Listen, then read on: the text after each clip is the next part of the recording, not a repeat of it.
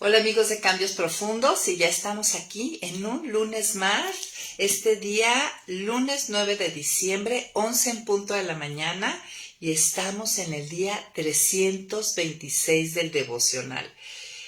Casi llegando a la meta y bueno, estamos contentos y pues viendo en nuestras vidas esta marca de sobrenaturalidad. ¿Se acuerdan cuando vimos ese tema? Que una de las marcas de sobrenaturalidad es que Dios en su espíritu nos lleva a perseverar. Y quedan solamente 39 días para acabar este reto.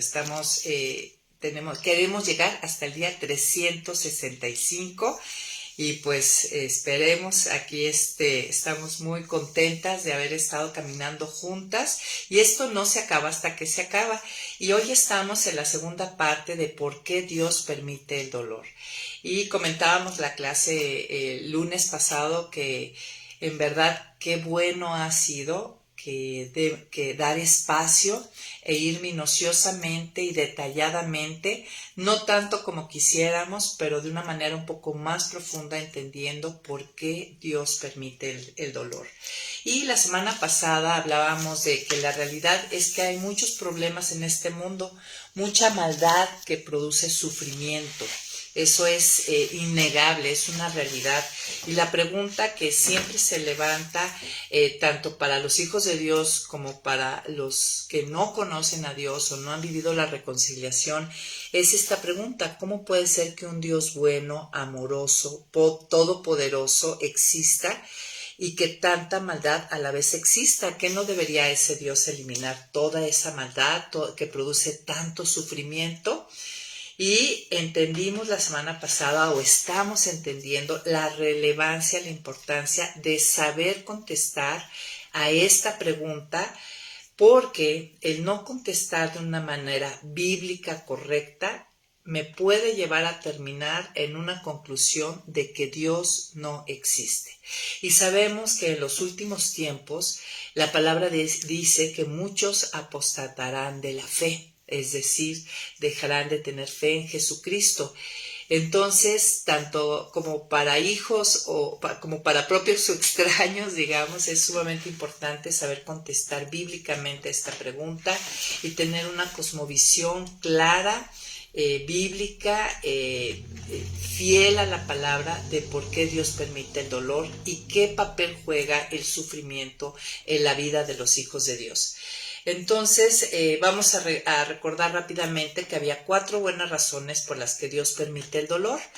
Y sin antes, no olvidando que en Apocalipsis Dios prometió, en Apocalipsis nos dice que un día será eliminado el dolor, ¿no? Ya no habrá más lágrima ni llanto, toda lágrima será enjugada y pues Dios realmente estará reinando y estará entre nosotros. Pero por lo pronto, antes de que llegue el final de los tiempos, Dios ha permitido en su soberanía que en este tiempo sí exista la maldad y el dolor. Y pues veíamos que había una maldad natural, ¿no? Que tiene que ver con un mundo que está caído y que sufre dolores de partos, donde hay terremotos, hay inundaciones, hay bichos, hay enfermedades. También veíamos que hay un mal moral, ¿no? En el hombre, que le lleva a actuar de una manera impía, injusta y causar mucho dolor a otros y a sí mismo. Y también veíamos que había una maldad sobrenatural, ¿no? Que procede de las huestes angelicales que se rebelaron contra Dios. Y vamos a recordar esas 4 buenas razones por las cuales hasta ahorita, lo vimos la clase pasada, Dios no ha eliminado el dolor todavía. Y una era que si Él lo eliminara ahorita, pues tendría que eliminarnos a todos, porque no existe un hombre bueno, ¿no? Delante de sus ojos, en contraste con la pureza moral que Él tiene, en contraste con su santidad, pues no existe ni aún uno bueno, ¿no? Dice la palabra. Una segunda razón es que Él quiere que el mayor número de personas se arrepientan y sean salvadas, o sea, que lleguen al conocimiento del Hijo de Dios. Una tercera razón es que Él utiliza este sufrimiento con múltiples propósitos y buenos propósitos. Este dolor en sus manos lo lleva a buenos términos. Y 4 es que fue el último punto que vimos la semana pasada, es que la maldad que Dios permite en su soberanía, la permite porque sin ella no se revelarían muchos de sus perfecciones, de sus atributos.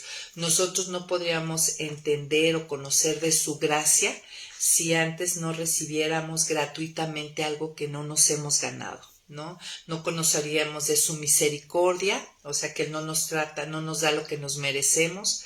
O sea, no a cada pecado está emitiendo un juicio o castigo con nosotros si no existiera la maldad, ¿no? Y muchos de sus atributos, eso ya lo vimos en la clase pasada, de sus perfecciones, son visibles al ojo humano, entendibles por nosotros a través de que Él permite esta maldad y este dolor.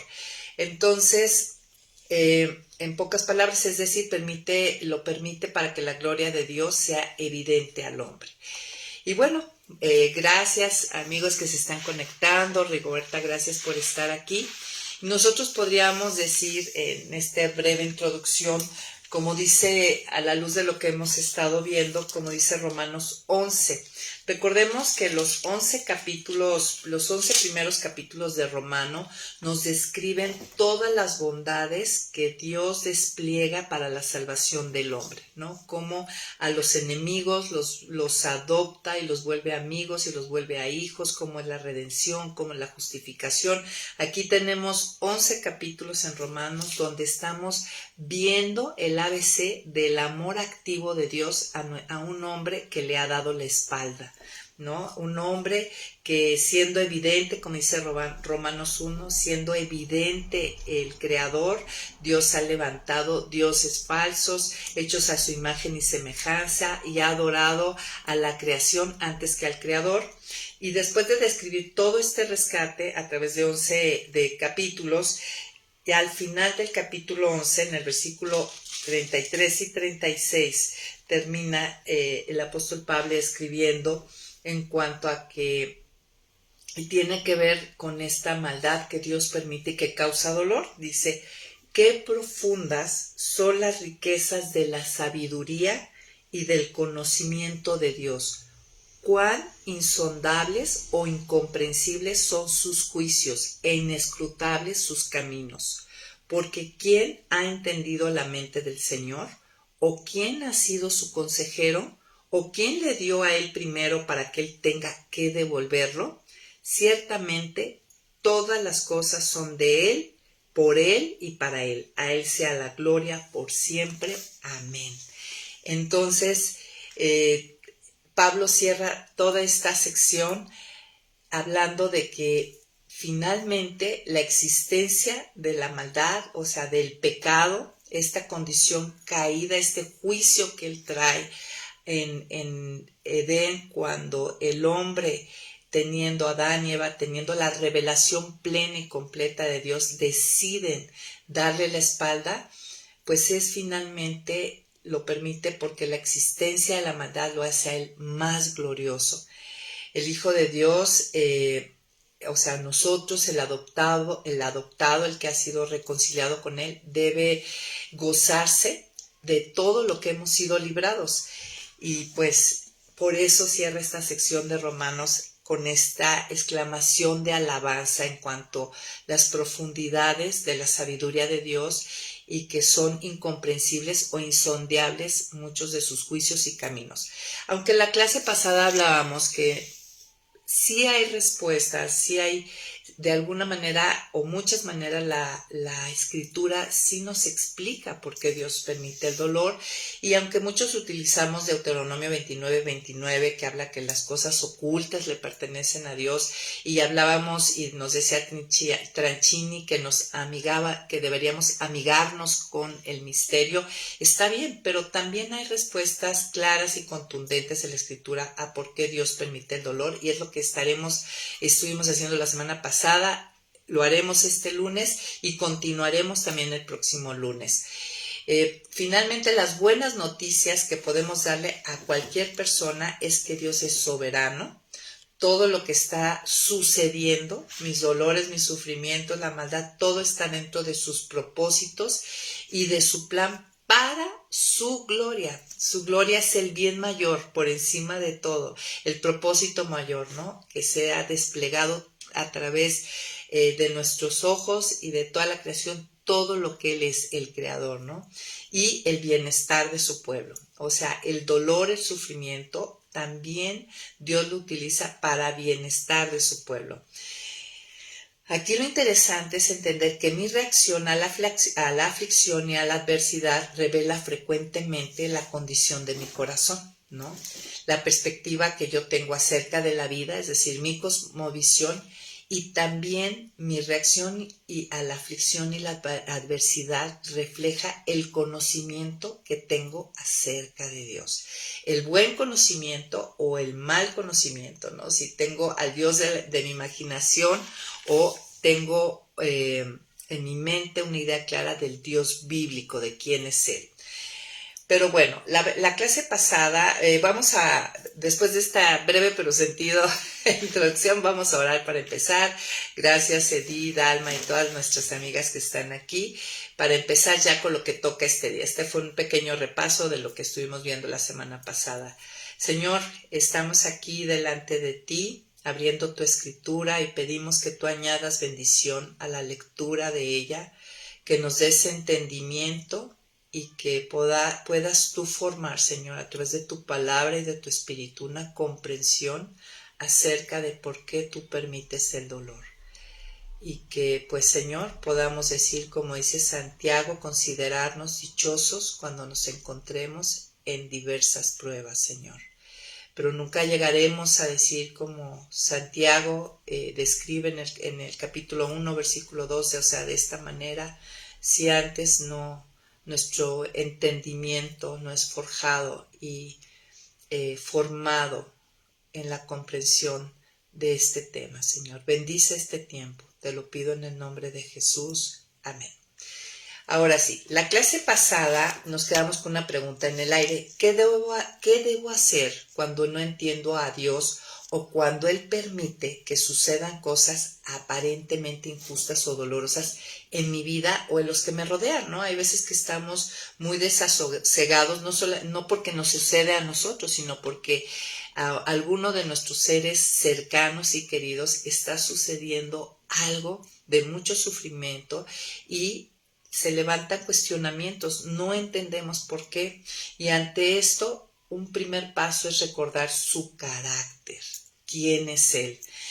Cuando yo acuso a Dios de injusticia, que es algo que solemos hacer aún los hijos de Dios, además, entre paréntesis quiero decir, cuando yo acuso a Dios de injusticia, primero estoy diciendo en un momento dado que yo soy más justa que Él, ¿no? Y no podemos pretender ser más buenos que Dios, eso es absurdo, amigos, o más justos que Dios, o más sabios que Dios.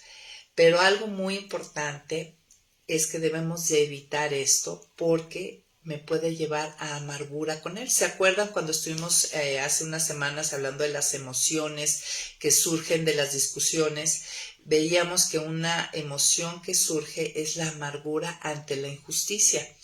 Y muchas veces nosotros como hijos de Dios tenemos amargura contra nuestro Creador y ahí nos metemos en un callejón sin salida porque brotando esta raíz de amargura y creciendo nos impide ir al trono de misericordia, de gracia y obtener de esa gracia para pasar los tiempos difíciles. Entonces es meternos nosotros en un callejón sin salida. Entonces tenemos que tener mucho cuidado de acusar a Dios de injusticia. Y para eso estamos dedicando esas 3 semanas, para poder entender por qué Dios permite el dolor. Y también revela cuando yo digo que Dios es injusto, pues que simplemente yo estoy hablando de un Dios hecho a imagen y semejanza del hombre. El hombre es injusto. Y hemos platicado aquí en Semillas que si tú observas, no muchas, todas las religiones que el hombre ha creado hacen dioses a imagen y semejanza de ellos mismos. Entonces, cuando yo llego a la conclusión ante alguna circunstancia en mi vida que Dios es injusto, simplemente yo he levantado la imagen, hecho a imagen y semejanza del hombre. Es un Dios de mi imaginación, no es el Dios bíblico. Recordemos su carácter. Ante lo que no entendemos y las cosas que Él permite, recordemos quién es Él. Y una de las cosas que debemos recordar es que Él es fiel. Él cumple sus promesas, ¿sí? Todo lo que está escrito, cuando decimos que Dios es fiel, es que Él va a cumplir todas sus promesas, todo lo que está escrito. Y parte de lo que Él nos dice es que nos va a formar a imagen y semejanza de Dios. Entonces, un primer reencuadre para un primer filtro ante el sufrimiento o las cosas que suceden y no entiendo el por qué, pues no me debo desgastar en el por qué. Eso genera a veces mucha ansiedad. Verdaderamente entendamos que sus pensamientos son mucho más altos que mis pensamientos. Muchas veces Dios revela y en una manera sana, no morbosa, sí podría preguntar, ¿para qué esto? ¿O por qué? Porque a lo mejor también revela que había un pecado en mí, una falta de carácter. Tiene un porqué, sí lo tiene, pero a veces no nos es claro. Y meternos en un problema es insistir en querer entender, porque así como una actitud de a mí me lo explicas, ¿no? Y así sí lo voy a sufrir bien, sí lo voy a pasar bien. Y realmente esto es una trampa. Hay veces que lo logramos ver, que Dios lo revela, pero va a haber otras veces que definitivamente no nos es posible por nuestra condición verlo. Y muchas veces sucede que ya que pasó, logramos verlo. Otras veces no. A lo mejor otras veces no, y moriremos como los héroes de Hebreos 11, ¿no? En la confianza y la esperanza aún sin ver las promesas, pero muriendo en esa confianza y en esa fe de que Él es fiel. Entonces, esto cuando yo recuerdo que Él es fiel, que Él es bondadoso, o sea, que Él es bueno, está inclinado a todo lo bueno, ¿no? Que Él es sabio, que Él sabe cuál es la mejor meta, propósito para mi vida y la manera más segura de lograrlo. Esto debe traer paz en medio de la tormenta, ¿sí? Y bueno, parte también de esto cuando no entiendo por qué suceden ciertas cosas, o que recordar su carácter, sus atributos, sus perfecciones, y otra, tener presente que hay para el sufrimiento un propósito teocéntrico. Parte de nuestro sufrimiento está centrado en la revelación que Él hace al hombre acerca de su gloria, de quien Él es. Y bueno, esto ya lo vimos la clase pasada, ¿no? Que Él revela sus perfecciones al hombre, ¿no? A través del sufrimiento y del dolor, en cuanto a que Él tiene gracia, tiene misericordia, cómo es que Él vaya y salve y Él se ponga en el lugar del pecador para recibir el juicio y castigo, nos describe su amor. Eso ya lo entendimos la clase pasada con varios pasajes de Romanos, pero no solo se refiere a la revelación de su gloria en este renglón, sino también ante la revelación que Él hace a mi propia vida de una manera personal.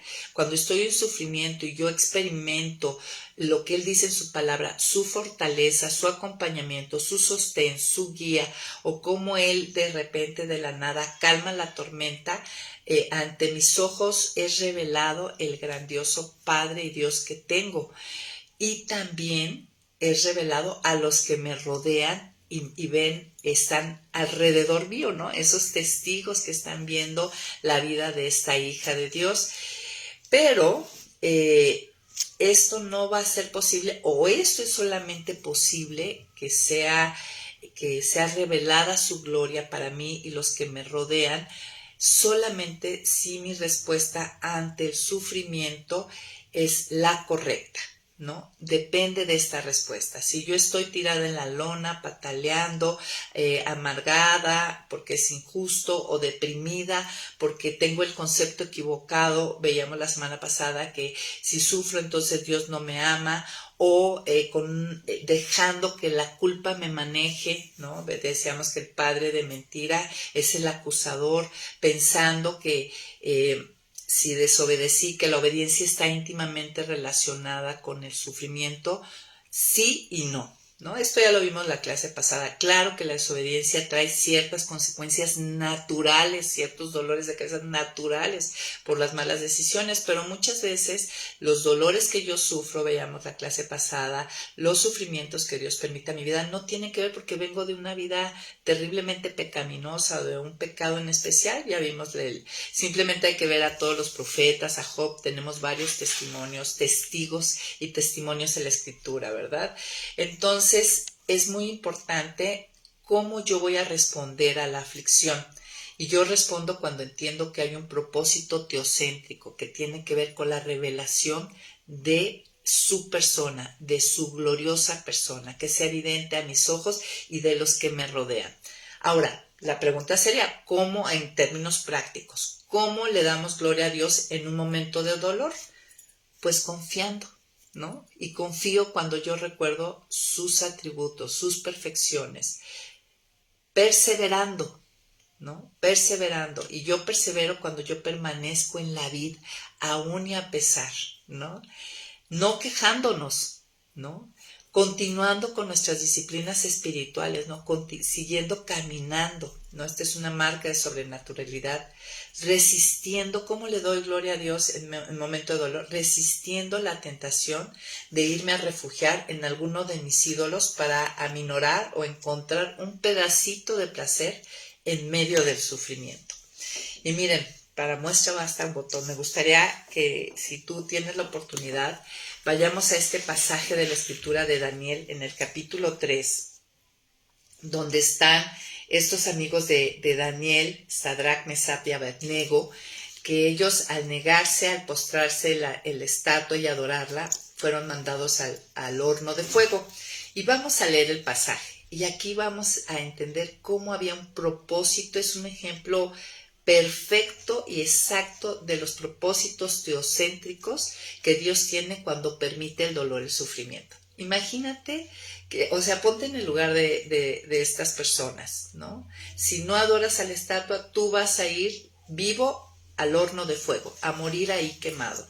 Por supuesto que, bueno, qué angustia, qué dolor, qué desasosiego, ¿no? Dice, voy a empezar a leer desde el 17. Su majestad va a ver que ellos responden que no lo van a hacer. Nosotros sabemos y responden de esta manera. Su majestad va a ver que nuestro Dios, a quien servimos, puede librarnos de este ardiente horno de fuego y también puede librarnos del poder de su majestad. Aquí estos tres amigos tienen presente quién es Dios, su carácter y el poder que tiene, la soberanía que tiene. Él puede librarnos, el Todopoderoso, de este horno de fuego y también del poder aún de su majestad. O sea, aunque usted sea el rey aquí más poderoso de la tierra en este tiempo, Dios está por encima de usted. Versículo 18. Pero aún si no lo hiciera, sepa su majestad que no serviremos a sus dioses, ni tampoco adoraremos la estatua que ha mandado erigir. Y aquí la frase clave es, pero aún si no lo hiciera, y ahí ellos están conscientes y entendiendo que Él manda, que Él es soberano, que Él es sabio y que las cosas que Él permite, obviamente, si tú aceptas algo así, y lo sigues viendo así como eres lo único adorable en mi vida, es que tú estás entendiendo que atrás de eso Él es perfectamente bueno, justo y tan valioso, más valioso que mi propia vida. Por eso puedo entregarla, ¿no? Entonces Nabucodonosor se llenó de ira y su semblante cambió en contra de Sadrach, Mesach y Abednego. Cambió, o sea, los querían mucho, los apreciaba, ¿no? Porque eran buenos gobernadores, pero aquí, cuando se le rebelaron, le cambió el semblante. Dice, así que ordenó calentar el horno 7 veces más de lo acostumbrado. Luego ordenó que los hombres más fuertes de su ejército ataran a Sadrach, Mesach y Abednego y los arrojaran al ardiente horno de fuego. Así fue como estos jóvenes fueron atados y arrojados, junto con sus mantos, sandalias, turbantes y toda su vestimenta, a ese candente horno de fuego. La orden del rey fue tan apremiante y el horno estaba tan candente que las llamas mataron a quienes arrojaron a Sadrach, Mesach y Abednego, mientras los 3 jóvenes caían atados dentro del candente horno de fuego.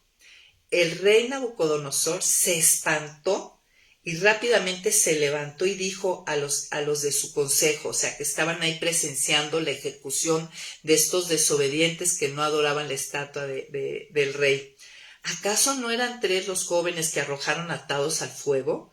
Ellos respondieron: así es en verdad, su majestad. Y el rey dijo: pues yo veo a 4 jóvenes sueltos que se pasean en medio del fuego y sin que sufran daño alguno. Y el aspecto del cuarto joven es como el de un hijo de los dioses. Ahí estaba una cristofanía, el ángel de Jehová, o sea, mismo Jesús, ¿no? Entonces aquí vemos cómo Dios mismo está soportándolos en medio de esta prueba y librándolos aún en medio del fuego. Aquí podemos entender y puedo aplicarlo: Dios está conmigo en mi sufrimiento y puede librarme aún estando ahí. Dicho esto, Nabucodonosor se acercó a la puerta del horno encendido y dijo: Sadrach, Mesach y Abednego, siervos del Dios Altísimo, salgan de allí y vengan acá. Entonces ellos salieron del fuego. Mientras los sátrapas, los gobernadores, los capitanes y los consejeros del rey se juntaban para mirar a estos jóvenes, a quienes el fuego no habían podido quemarles el cuerpo y ni siquiera un cabello de la cabeza, o sea, no, ni chamuscados estaban, en pocas palabras. Sus vestidos estaban intactos y ni siquiera olían a humo. O sea, totalmente resguardados por Dios en medio de este horno de fuego. Dice, en este momento, ¿qué es lo que pasa? ¿No? Propósito teocéntrico, aquí lo vemos. En este momento, Nabucodonosor exclamó: bendito sea el Dios de Sadrach, Mesach y Abednego, que envió su ángel y libró a sus siervos, pues confiaron en él y no cumplieron mi edicto. Prefirieron entregar sus cuerpos antes que servir y adorar a otro Dios. Por tanto, propósito teocéntrico, vean nada más, yo decreto que todo pueblo, nación o lengua que profiera alguna blasfemia contra el Dios de Sadrach, Mesach y Abednego sea descuartizado y que su casa sea convertida en muladar, porque ningún Dios hay que pueda salvar como este Dios. Después de esto, el rey exaltó a Sadrach, Mesach y Abednego en la provincia de Babilonia. Entonces, este pasaje es un ejemplo perfecto de cómo Dios permite el sufrimiento con un propósito teocéntrico, y podemos ver, y esto debe elevar nuestros corazones y darnos la confianza que si ahorita estamos o algún día nos encontremos en un horno de fuego ardiente, Dios, que podamos, este es el modelo, ¿no? Poder decir, Dios tiene el poder para librarme, me queda claro, pero aun si no lo hiciera, Él sigue siendo Dios y Él es tan valioso que vale mi vida perder mi vida, vale la pena perder mi vida por causa de Él. Realmente Él es el tesoro, es la perla, ¿no? Podríamos decir. Entonces, este es uno de los propósitos, de las buenas razones por las cuales Dios permite el dolor y con las cuales Él es exaltado. Cómo se cumple ese propósito de que Él sea exaltado tanto. Imagínate estos 3 jóvenes cómo quedaron, o sea, ya lo adoraban, pues más, ¿no? Después de esta prueba, pero también para los testigos, ¿no? Alrededor fue exaltado y revelado este glorioso Dios y revelado como el único Dios verdadero. Ahora, ante los sufrimientos, muchas veces podemos sentirnos con la autoridad para reclamarle a Dios un mejor trato para nuestra vida o la de nuestros seres queridos, ¿no? O sea, muchas veces sentimos eso de yo merezco más, ¿no? Porque no somos conscientes a veces de la gran gracia, todo el favor que recibimos sin necesidad de ganarlo, pero siempre como hijos malcriados, ¿no? Estamos ahí con que yo merezco más. Pero veamos qué dice el Salmo 100, O sea, esto nos puede ubicar, ¿no? El Salmo 100, versículo 3, vea lo que dice. Dice, reconozcan que el Señor es Dios. Él nos hizo y de Él somos. Somos su pueblo, somos las ovejas de su prado. Este versículo, este entendimiento tiene que guardarnos de hacer este tipo de reclamos, ¿no? Para poder dar gloria a Dios en medio de los sufrimientos es necesario que yo tenga mi identidad clara como hija de Dios y todo lo que implica esa identidad, verme como oveja, ¿no? Que le pertenezco, como comprada por precio, como rescatada de lo verdaderamente terrible, ¿no? A veces pensamos que lo más terrible que estamos viviendo es estas circunstancias y no quiero minimizar, realmente hay circunstancias muy, muy difíciles que sentimos que nos llevan al límite, ¿no? Hay circunstancias muy dolorosas, honestamente, y otras no tanto, pero para quien las vive realmente es muy doloroso, muy abrumador, muy, muy angustiante, ¿no? No queremos con esto minimizar lo que en realidad vivimos, pues sufrimos, ¿no? Pero la idea es identidad, ¿cómo me veo? Eso tiene que ayudar para no sentirme con ese derecho de ir a reclamar. Fui comprada por precio, fui rescatada del mayor problema que tenía, que era un día tener que presentarme ante el trono y que se dictara sentencia y tener que pagar por cada pecado que cometí en mi vida, ¿no? Recibir esa ira, esa copa de ira en mi vida. Ya ese problema fue resuelto. Cristo tomó ese lugar.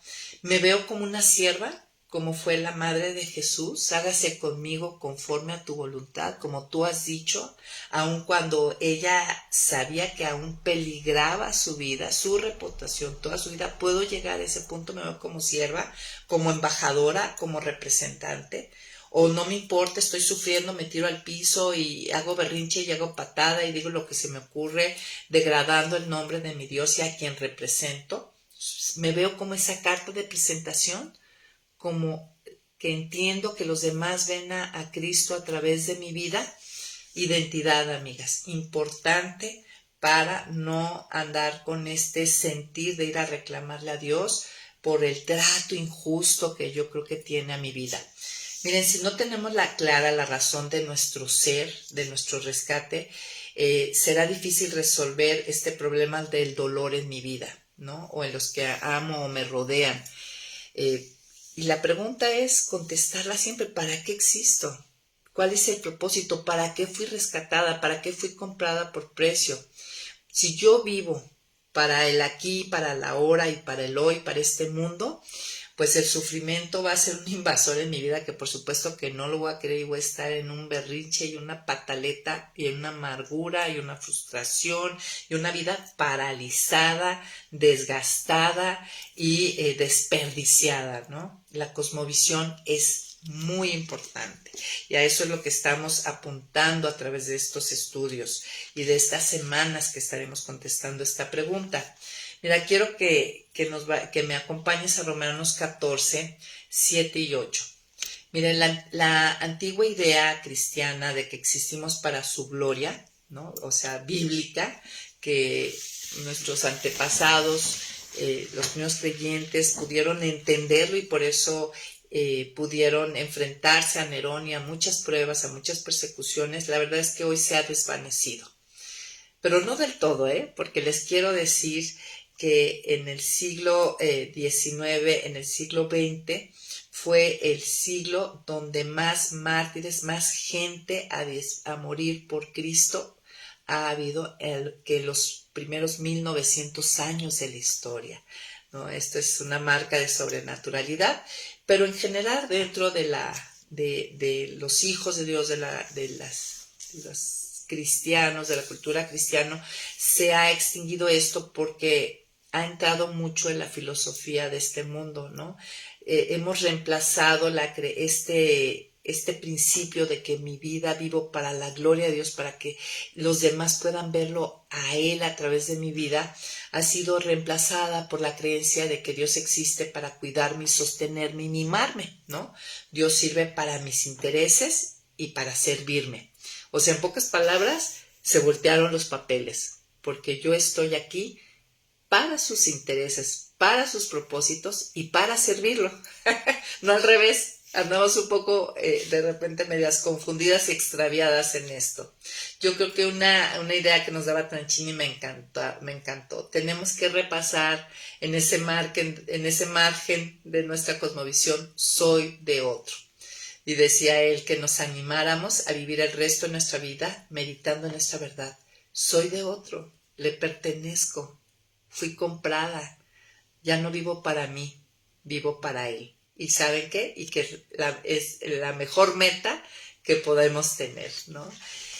Es la puerta de entrada a la paz, ¿no? Entender que soy de otro y que ese otro es bueno, perfecto, sabio, amoroso, fiel, todo su carácter, todas sus perfecciones, es la puerta de entrada a la paz que sobrepasa todo entendimiento humano, que es lo que queremos experimentar en las aflicciones. En Juan 16:33 Jesús lo dijo, aquí no hay engaño. Dijo, Él nos advirtió, en este mundo tendréis aflicción, pero confiad. No temáis, yo he vencido al mundo. Y ese es el llamado, ¿no? Y no hay engaño, no hay truco, no hay dobleces. Jesús fue claro, fue preciso, fue directo, ¿no? En este mundo tendréis aflicción, en su soberanía Dios lo permite, Dios lo usa, pero confiad, yo he vencido al mundo, ¿no? Yo puedo estar en ese horno de fuego contigo, resguardándote. Y si ante la injusticia que vivo termino pensando que Dios no existe, pues quedo en un callejón sin salida. Tengo que cuidar, guardar mi corazón de esto, mi mente de estas erróneas y fatales conclusiones. Miren, si yo digo que Dios no existe, pues bueno, entonces ¿quién dice qué es bueno y qué es malo? O sea, ¿dónde está la plomada a la medida, no? Todo lo bueno es definido por lo que Dios es en sí mismo. Y todo lo malo es todo lo que no es Dios en sí mismo. Dios y su naturaleza, sus perfecciones, sus atributos son lo que definen lo que es bueno, ¿no? Hemos dicho en otros programas, ¿por qué es malo mentir? Porque Dios es verdad. Dios es la definición, la descripción de este Dios de las Escrituras es la definición de lo que es bueno. Ahora, si yo me termino yendo al lado de que pues Dios no existe, porque si Dios existiera, este Dios bueno, amoroso y poderoso no estaría permitiendo estas cosas en mi vida o las cosas que pasan, las crueldades de este mundo, pues bueno, entonces me voy al lado de la evolución, ¿no? Y finalmente, ¿qué dice la evolución?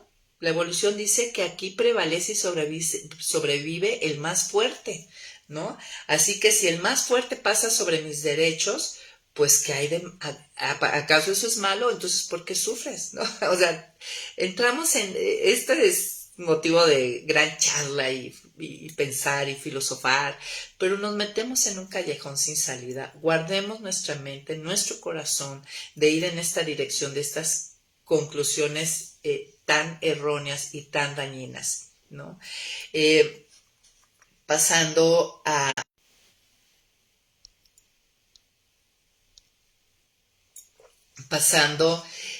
siguiendo adelante con nuestro tema, el sufrimiento entonces tiene varios propósitos simultáneos. Solamente Dios hace eso, o sea, en una misma situación logra muchas cosas a la vez. Habíamos dicho en la clase pasada que estos objetivos tienen como meta redimir nuestra experiencia de sufrimiento, o sea, que tenga un sentido, sin minimizarla, ¿no?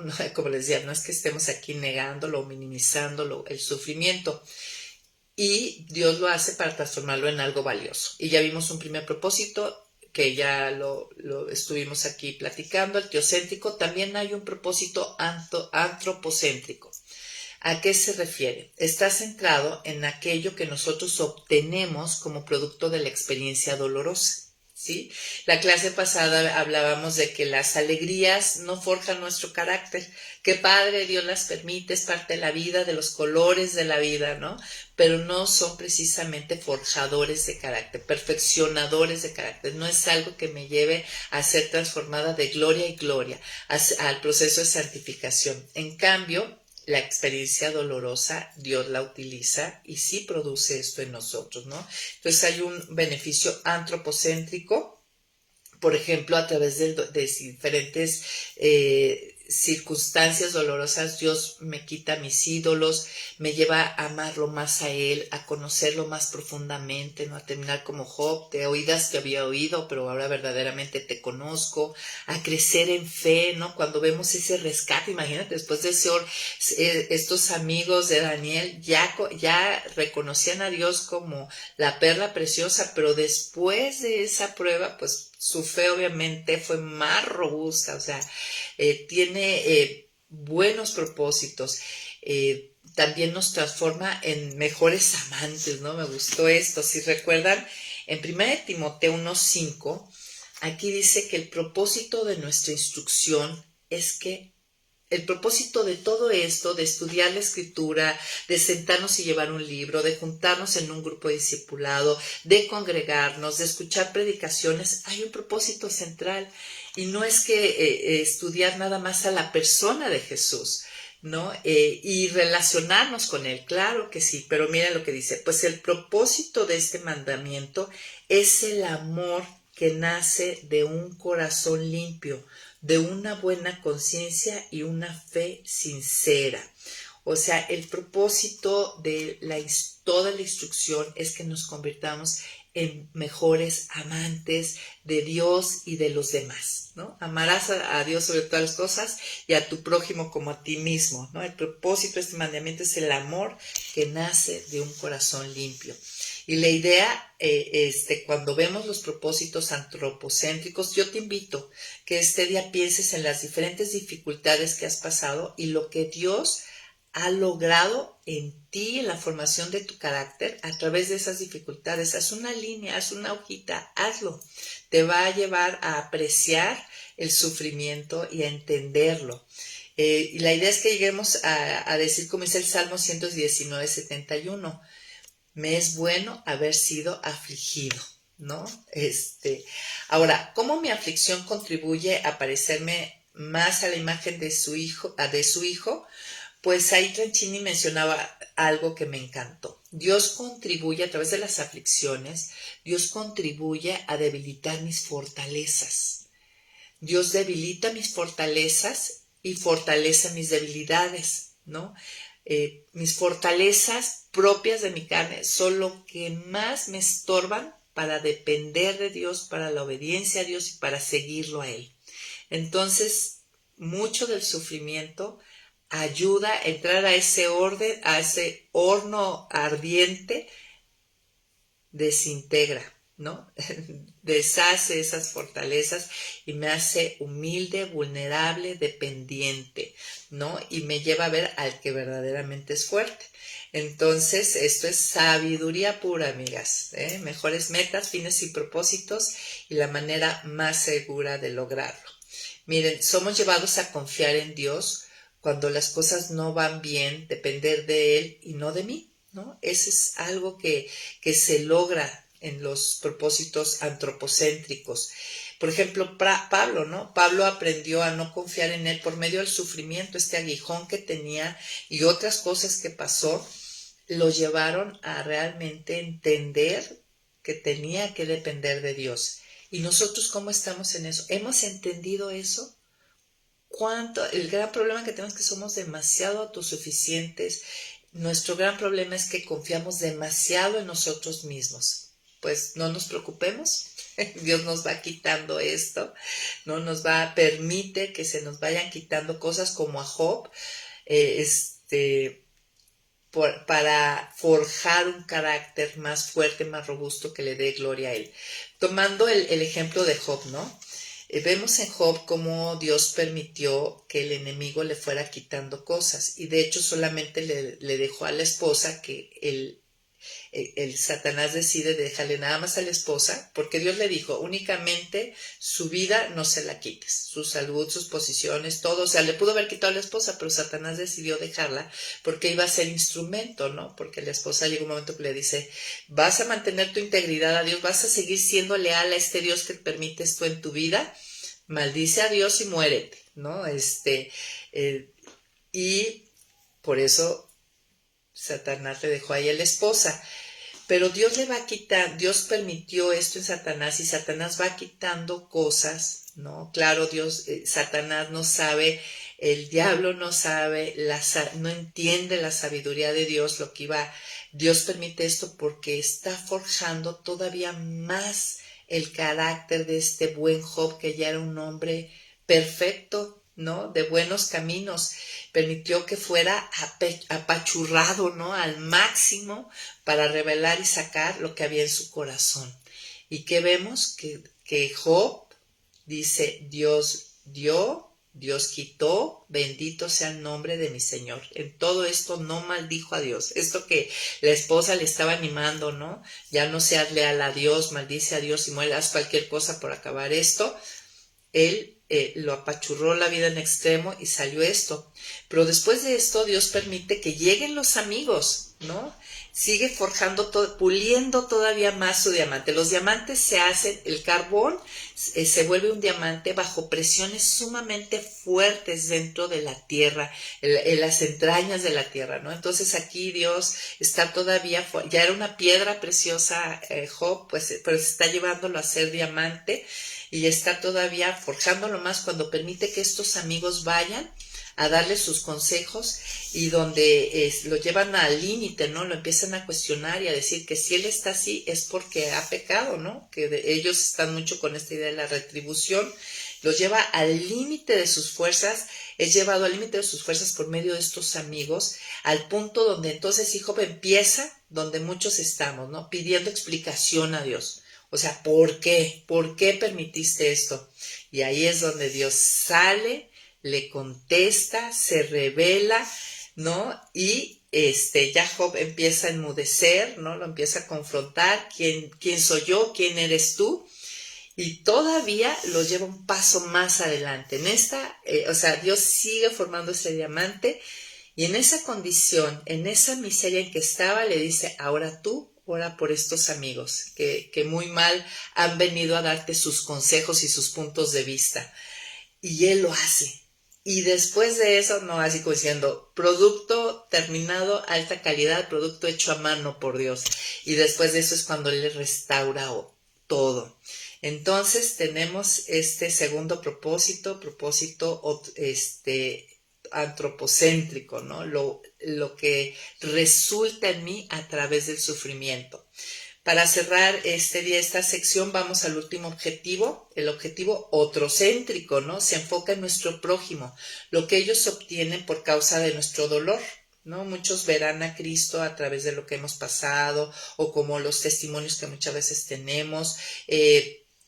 Crecemos en empatía y capacidad para entender a otros y ser pacientes y más amorosos con otros, ¿no?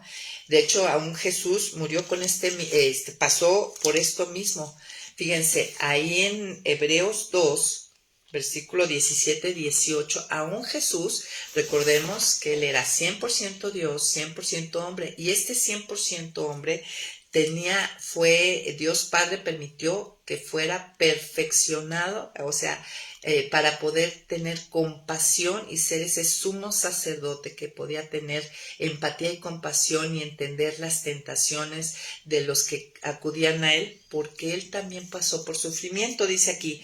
Por eso le era necesario ser semejante a sus hermanos en todo, para que llegara a ser un sumo sacerdote misericordioso y fiel en lo que a Dios se refiere, y expiara los pecados del pueblo, puesto que él mismo sufrió la tentación, es poderoso para ayudar a los que son tentados. O sea, Jesús sufrió, aparte obviamente la cruz y la copa y los vituperios y la oposición y todo, también sufrió la tentación. Esa parte 100% humana sufrió la tentación. Claro, sabemos que él no cayó, que no pecó, pero eso es lo que lo capacitó como el perfecto sumo sacerdote, ¿no? Que se compadece de nuestras tentaciones. Entonces, ahí está ese otro propósito, ¿no? El otrocéntrico, el beneficio que tienen los demás a través de mis pruebas y aflicciones. Entonces, para cerrar este día, próximo lunes seguiremos con el tema, amigas. Estamos viendo que realmente hay mucho que ver y entender y profundizar, pero cerrando hoy, pues vimos que hay 3 buenas razones por las cuales Dios permite el sufrimiento, que es importante entenderlo. Hay un propósito teocéntrico, donde quiere decir que simplemente sucede para que sea revelada la gloriosa persona de quién es Él. Antropocéntrico, lo que el sufrimiento logra en mí perfecciona mi carácter. Y otrocéntrico, lo que otros obtienen a través de mi sufrimiento. Y bueno, próximo lunes los espero, 11 en punto de la mañana, y seguiremos adelante. Vamos a ver más cosas, vamos a ver cuando el sufrimiento, vamos a ver cómo revela cuál es mi verdadero tesoro, ¿no? Vamos a plantear ese tema, vamos a plantear qué es lo que busca el enemigo. O sea, el enemigo actúa porque Dios se lo permite, ¿no? El enemigo no actúa, la escritura lo muestra, pero el enemigo, ¿cómo no caer en esa trampa, en ese engaño del enemigo, que lo que quiere que finalmente es quitarnos lo más valioso es a Dios, ¿no? Es que terminemos, ahora sí que dejemos de ser leales, lo maldigamos y busquemos soluciones en nuestros propios medios y todo se vuelva más difícil.